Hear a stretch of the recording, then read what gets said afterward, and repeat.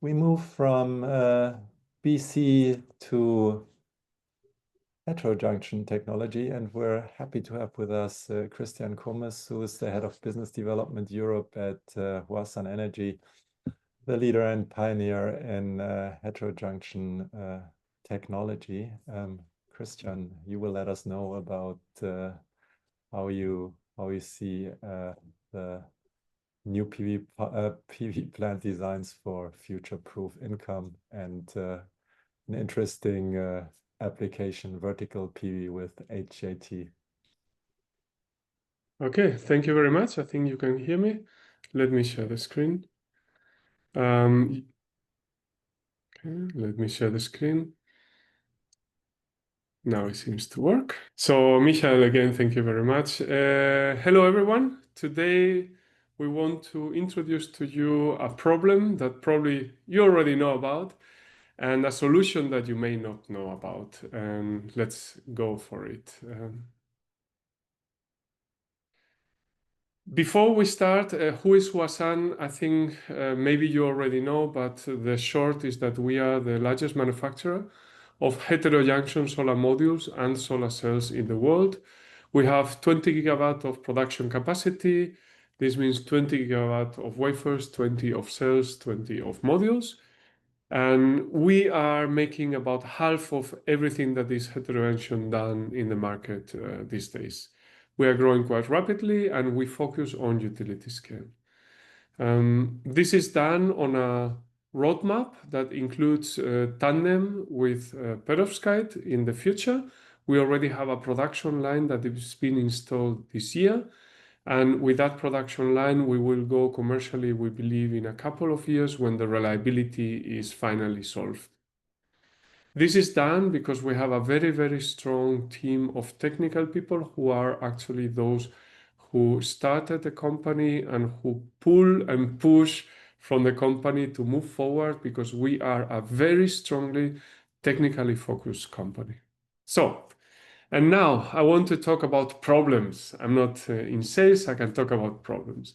And the problem that I want to talk about, I think that the first presentation only hinted at it, is the fact that with the increase of availability of solar energy on the market, like here in this slide, the example in yellow is the solar energy in California. These, during the central hours of the day, create a situation in which there are many people trying to sell electricity, but not so much demand anymore. And this causes, and this again is California, is the price development in the last 10 years or 8 years. This brings us to a situation in which in the free market for electricity at the power plant level, prices are going down for the central hours of the day. The more photovoltaic is available on the grid with cell consumption, with feed-in tariff plants, with any kind of plant, the more the price goes down. And here you can see that by 2023, the value of the electricity in the central hours of the day in average is well below 5 cents per kilowatt hour. And this is quite important because it means that if you want to develop a new project and you want to sell the electricity on the free market, you may be selling electricity below your LCOE, which means that you may be in difficulties to reach break-even because you would need very high prices when you sell over your LCOE cost and to compensate for this situation. And this is a big problem, not only in California, but is coming to every market in which solar electricity is becoming more and more a larger percentage of the generation. Here I show you the hourly price of electricity on the spot market for Germany for 2021 through 2024. And you can see how the low value was not there in 2021. It was still a bit higher value than during the night. But in 2024, we are approaching in average 40 euros per megawatt hour, which is the same as 4 cents per kilowatt hour. And that is scratching already in average to the LCOE of the plants. So the profitability of the plants in the future comes into question because we think that there could be a shift or a development of these curves in the same direction as you see in California and our Germany situation with about 15% total solar electricity on the mix in 2024 looks like, I'm going to look at this, 2019 in California, maybe. Just it's different countries, different generation profiles. But there is room to even reduce more the price that people with solar plants get for the electricity. And that is a danger for the profitability of every new investment. And this is something that everybody who is developing solar plants in anywhere in the world already knows about. Now I want to dig a little bit into why the situation came to be. The situation happened because for the longest time, all of the solar plants installed had a revenue coming mostly from things like a feed-in tariff. All of the rooftops in Germany under the EEG, for instance, some feed-in tariff like Conto Energia in Italy and so on. Net metering programs like in Holland, Netherlands, or auction or price difference contract. This means that there is an auction and the company that wins the auction with a low price for electricity still gets this full price even when the market price of electricity is very low or even negative. All of these types of PV plants, when you are the business that builds them, what you look at is the LCOE, levelized cost of energy. Because if you have a low cost of energy with your solar plant and you can sell it for a higher price, you make a profit. This means that the plant design has been focused on low LCOE in the last 10 years or even more before, but the huge amount of utility scale came in the last 10 years with bifacial panels. Now, however, this is losing in importance.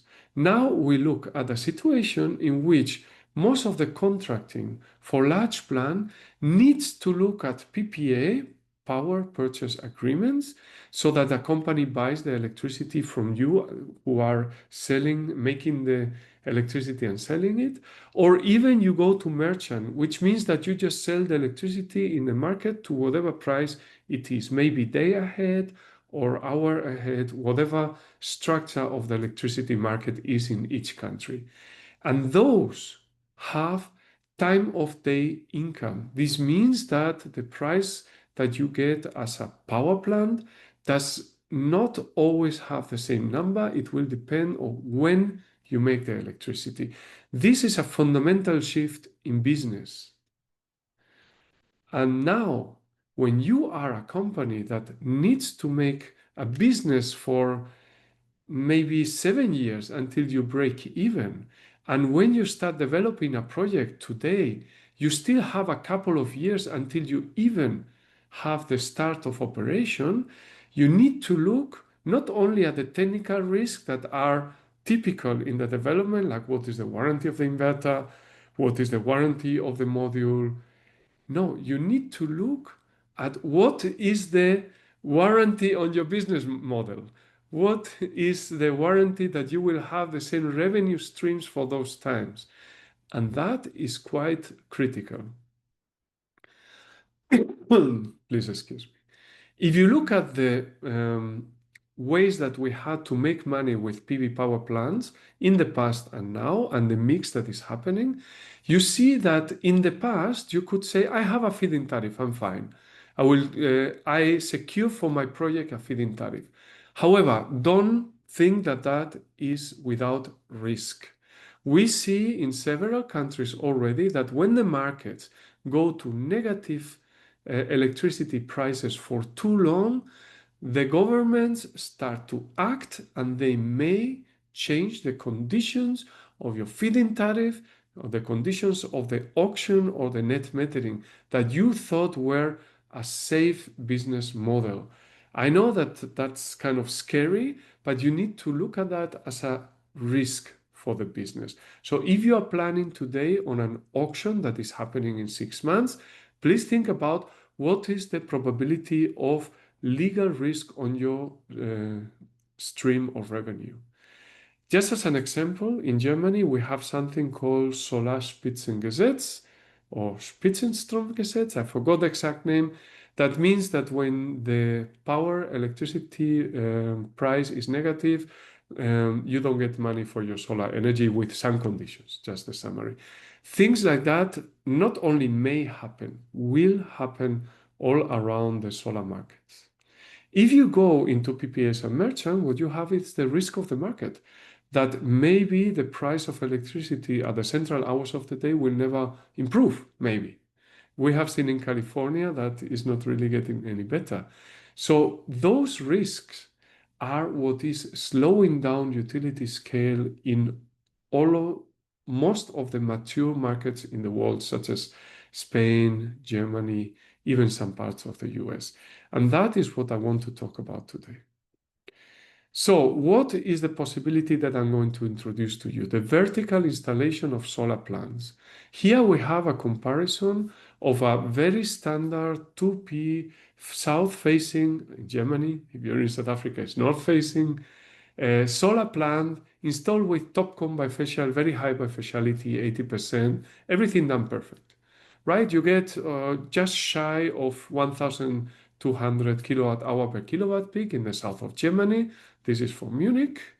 And now we compare with agrivoltaic or not agrivoltaic, you don't need to plant anything in between, with a vertical installation solar plant. And the point here is that thanks to heterojunction high bifaciality technology, you can get basically the same total yield. In this case, even a little bit more total yield with vertical solar plants compared to perfectly made, absolutely optimized south-facing fixed steel plants. So the total amount of energy that you get is the same plus minus 1-2%. But now you look to the right. Here in orange, you have the price of electricity in Germany 2024 in average per hour. In the x-axis, you have the hours of the day. And in blue, you have the average generation of electricity. This is putting together all of the hours of the year for this solar plant. And it looks very much like the typical sunny day. This is not a sunny day. This is the total of the year. When you do vertical, you separate the two peaks. You generate a lot in the very early morning. I forgot to say this is facing east and west. You generate a lot in the early morning. You generate a lot in the evening. You put the higher bifaciality or higher power, the front side of the module facing normally to the evening, because the price of electricity is typically higher in the evenings. And this way, you can capture a higher price of electricity and a sustainable higher price, because the normal power plants will not produce almost any electricity in those hours where you can produce a lot. How much is that? How is it going to look? I will show you here in this example, in which we put these two plants that I showed you before, and we get for 2024 spot market price, we would have gotten almost 20% more income with vertical compared to the south-facing plant. And that is massive, because the business models of the future will be linked, maybe directly, maybe indirectly, to the price of electricity on the spot market. You will never be able to completely disengage from that connection. So now I will go back one slide, because everybody is thinking about co-locating batteries. And don't get me wrong, I am the biggest fan of battery technology to enable the 100% renewables on the grid. We need batteries all the time, and you can co-locate them. However, if you think that that will save your turnover and your profit, you may be lying to yourself. Because when you co-locate, you have several options, but typically you will charge your batteries with the electricity of the solar panels when that electricity cannot be sold at a very high price on the market. Again, these times maybe from 11 to 2 in the afternoon. That you will charge, you will maybe charge your own company maybe the LCOE that you have, the minimum price that you can get. But the fact is that if I install a battery system that does not need to charge from the solar panels, I can charge from this almost zero or even negative pricing that we have seen that is coming to the markets.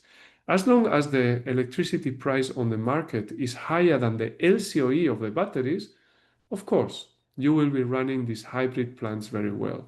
But if, I'm going to go back to that slide from before, if we get to a situation like in California in 2023 and the future, in which you have access to very cheap electricity continuously on the free market, then the standalone battery will charge at a lower cost than the co-located one. And that will enable advantages. They will sell the electricity maybe at a lower price with the same profit, or at the same price with more profit.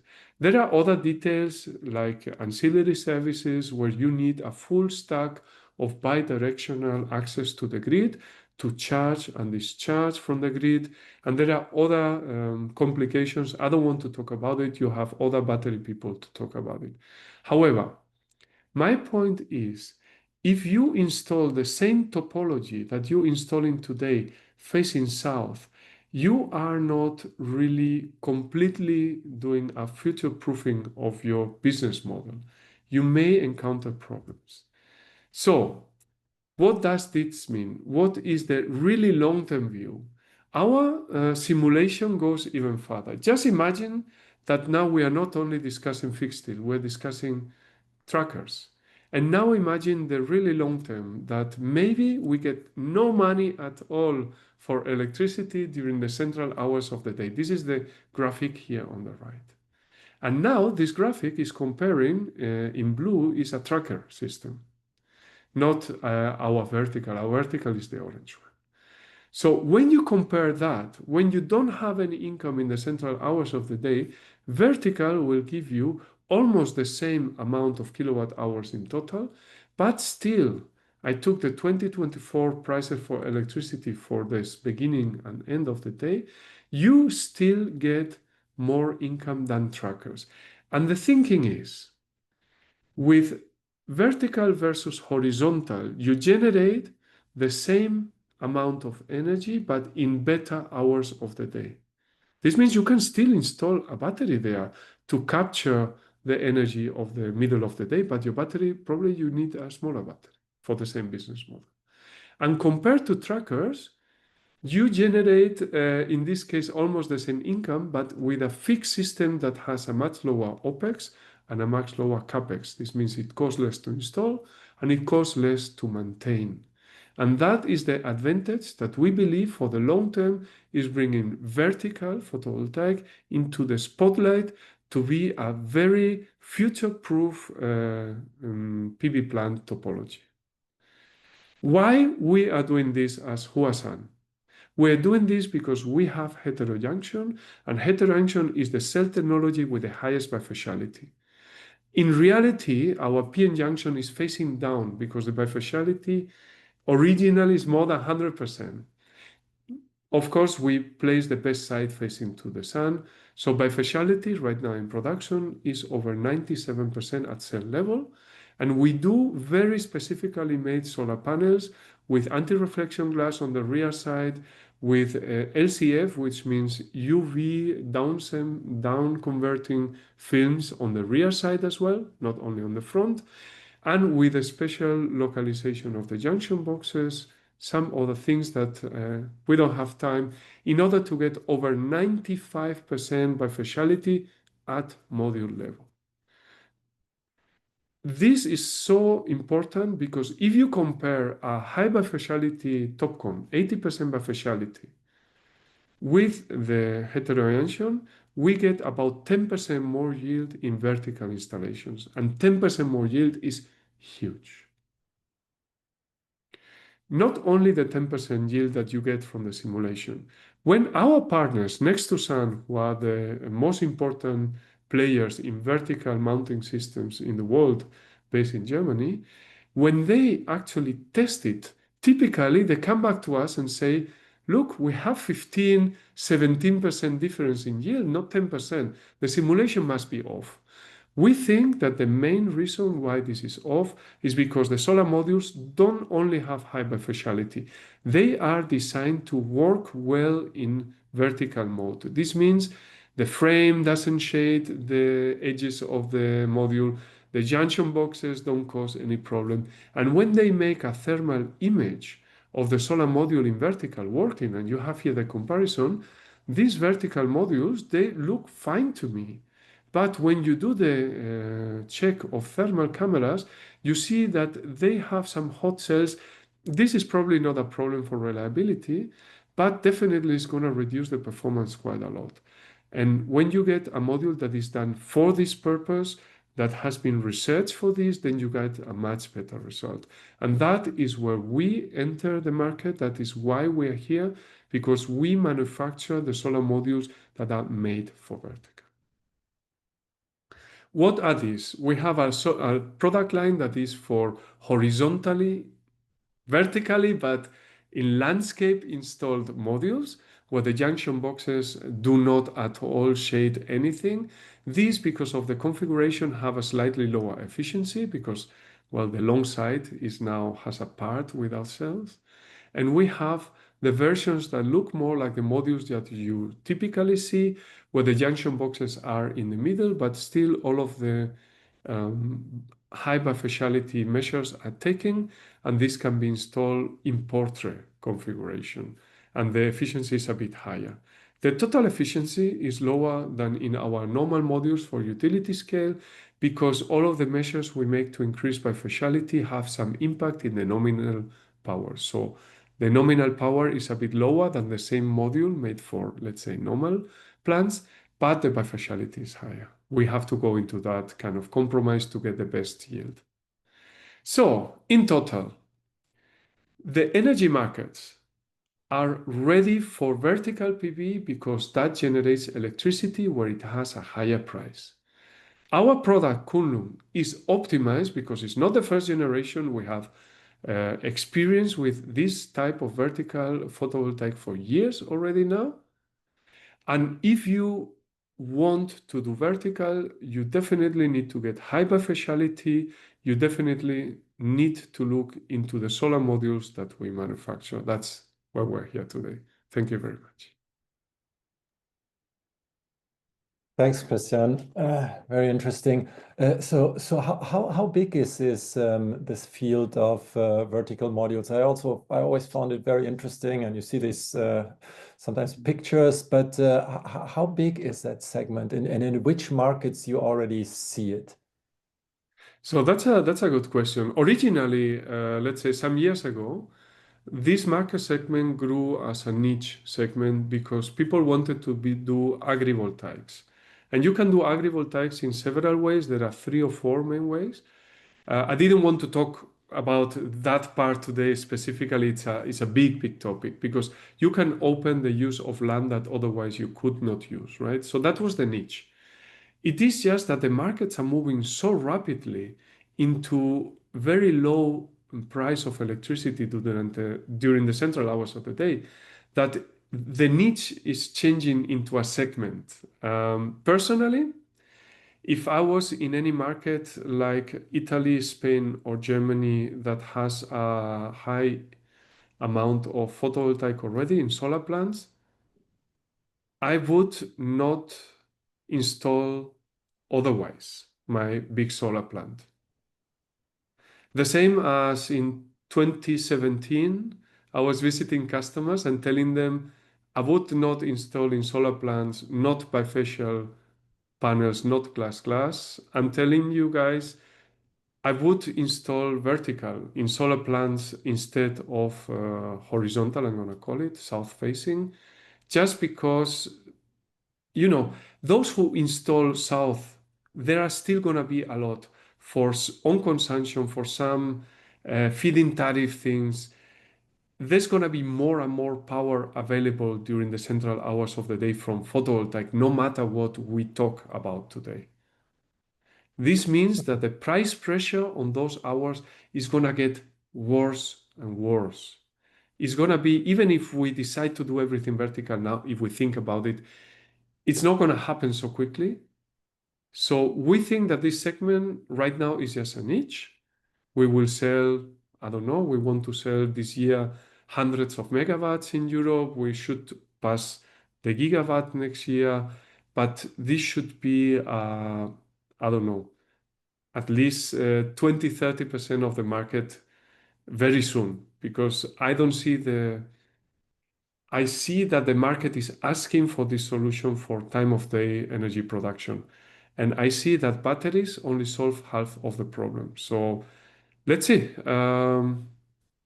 Okay, cool. Thanks, Christian. Let's I see. think there's a couple of questions in the chat. It would be nice if you could Of course. address. Thank you. Yeah, super. Thank you so much. Thank you. Bye-bye.